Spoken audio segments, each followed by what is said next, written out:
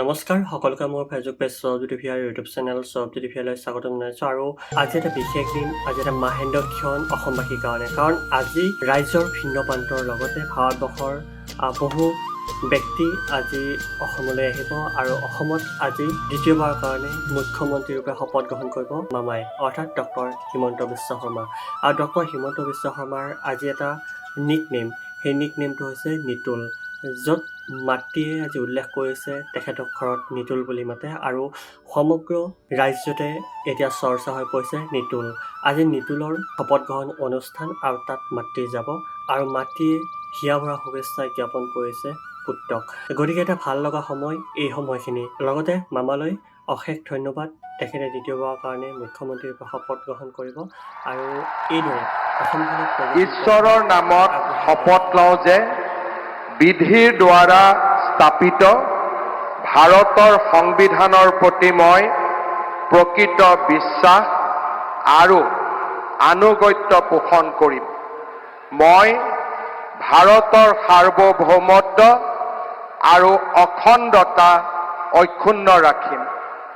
মই অসমৰ মুখ্যমন্ত্ৰী হিচাপে মোৰ কৰ্তব্য বিশ্বস্ততাৰে আৰু শুদ্ধ অন্তঃকৰণেৰে সম্পাদন কৰিম আৰু মই ভয় বা পক্ষপাত, অনুৰাগ বা বিদ্বেষ নোহোৱাকৈ সংবিধান আৰু আইন অনুসাৰে সকলো শ্ৰেণীৰ লোকৰ প্ৰতি ন্যায় আচৰণ কৰিম।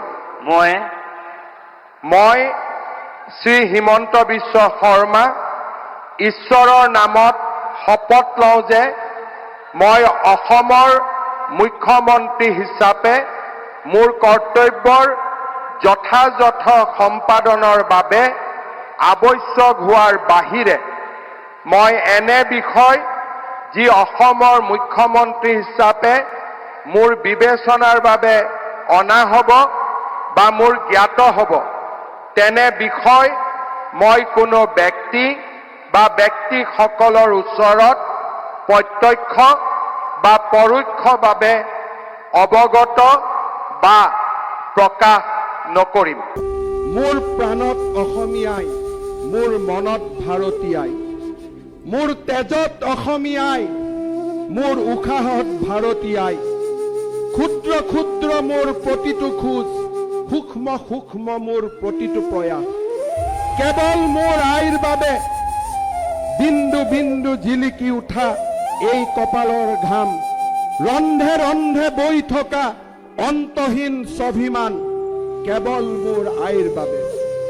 মোৰ চিঞৰৰ নাম অসম, মোৰ অভিমানৰ নাম অসম, মোৰ বিপ্লৱৰ নাম ভাৰত, মোৰ সংস্কৃতিৰ নাম সনাতন।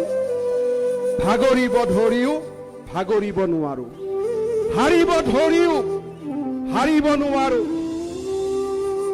আৰু এইদৰে অসমখনক প্ৰগতিৰ পথত আগবঢ়াই লৈ যাওক, নতুন নতুন কাম কৰক আৰু যিদৰে আজি গুৱাহাটীখন জাকত জিলিকা কৰি তুলিছে, লগতে সমগ্ৰ গাঁও অঞ্চল হওক, নগৰ অঞ্চল হওক বা যিসমূহ দুখীয়া দৰিদ্ৰ লোক আছিলে তেওঁলোকৰ কাৰণে যি কৰিছে সেয়া সঁচাকৈ প্ৰশংসনীয়। কেৱল আঁচনি পিছত দৌৰি দৌৰি এনেকুৱা নকৰিব যে মানুহবিলাক কোঙা কৰি নেপেলাব, কাৰণ আঁচনি সকলোকে দিব লাগিব, হিতাধিকাৰী সকলোৱে পাব লাগিব, কিন্তু সকলোবিলাক চালি জাৰি চাইহে সকলো আঁচনি প্ৰস্তুত কৰাটো মই ব্যক্তিগতভাৱে ভাবোঁ। কাৰণ যদিহে আজি হিতাধিকাৰী আঁচনি পায় সকলো মানুহ কেৱল চৰকাৰৰ আশাত বহি থাকে, তেনেহ'লে কিন্তু দেশখন, ৰাজ্যখন কেতিয়াও আগবাঢ়ি নাযায়। গতিকে যিয়েই নহওক, মুখ্যমন্ত্ৰী হিচাপে আজি ডক্টৰ হিমন্ত বিশ্ব শৰ্মাই শপত গ্ৰহণ কৰিব, তেখেতলৈ মোৰ ফালৰ পৰা অলেখ শুভকামনা। আৰু আজি দেশৰ প্ৰতিৰক্ষা মন্ত্ৰী, লগতে প্ৰধানমন্ত্ৰী, বিত্তমন্ত্ৰী সকলো আহি অসমত উপস্থিত হ'ব।